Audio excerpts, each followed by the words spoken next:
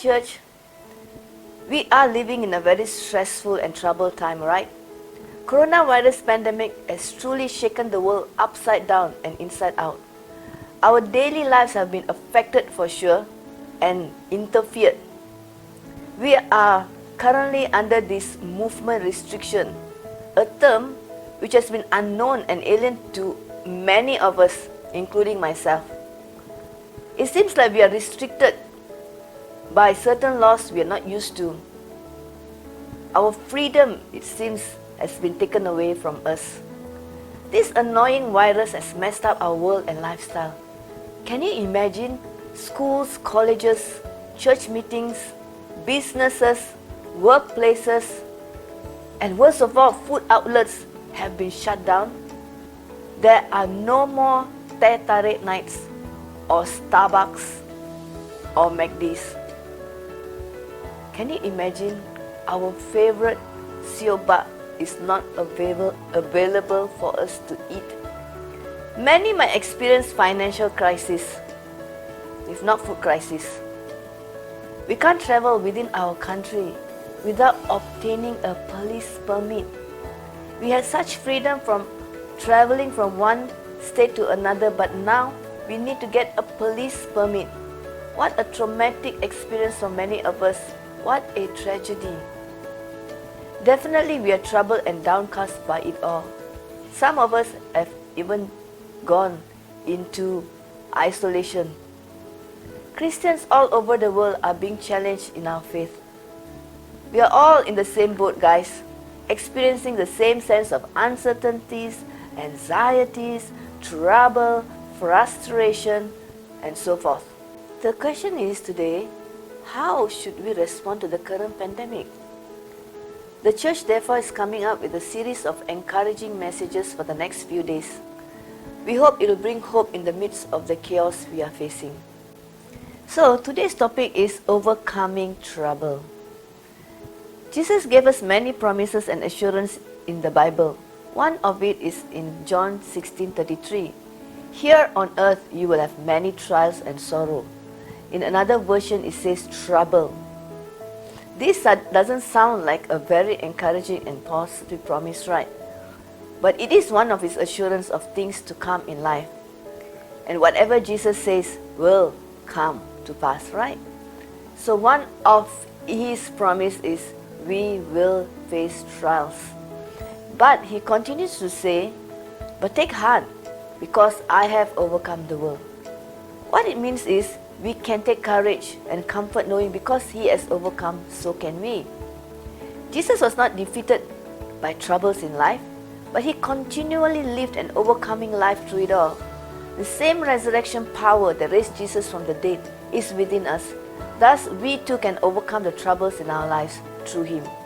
Let's turn to Romans chapter 8 verse 35 and see what Paul wrote there. Who shall separate us from the love of Christ? Shall trouble or hardship or persecution or famine or nakedness or danger or sword? Verse 37. In all these things we are more than conquerors through him who loved us. Verse 38. For I am convinced that neither death nor life, neither angels nor demons, neither the present nor the future, nor any powers, neither height nor depth, nor anything else in all creation will be able to separate us from the love of God that is in Christ Jesus. So today, we are faced with this pandemic and we can be comforted in knowing that nothing can separate us from Jesus and his love. We can be overcomers in this trouble and find rest for our soul in his love.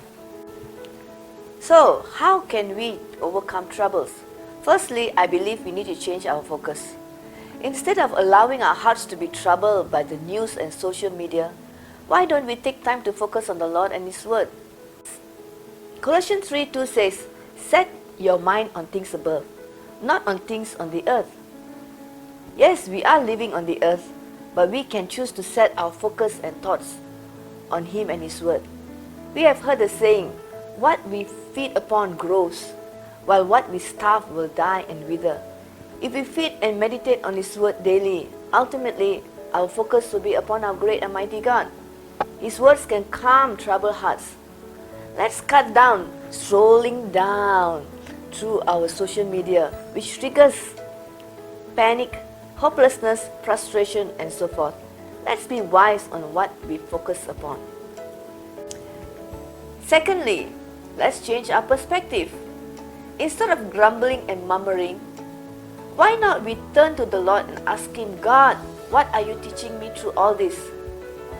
As we begin to listen to His words of wisdom, either through His still small voice or the Holy Bible, our perspective definitely will change. We will begin to see with His eyes and His perspective. That which seemed hopeless and gloomy and depressing will suddenly be filled with hope and life. He may not answer our why God this, why God that, but if we are willing to listen, we will learn much through this trial. Thirdly, let's change our attitude. I think it's time for us to be more outward looking than inward looking. Why not we ask God, Lord, what do you want me to do in this time of crisis? He might just surprise us with the many things we could be doing, like being a blessing to others. Simple act of kindness can speak volume to those who are in need of help. Don't overbuy stuff at the wet market, please. Leave some of the ikan and kangkong for others to buy. Be considerate.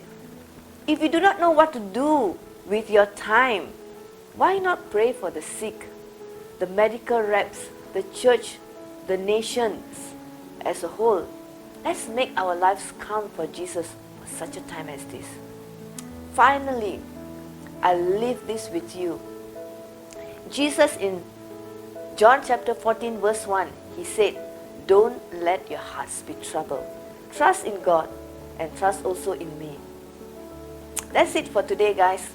Stay tuned for tomorrow. You shall hear from our dear Pastor Joseph. God bless you.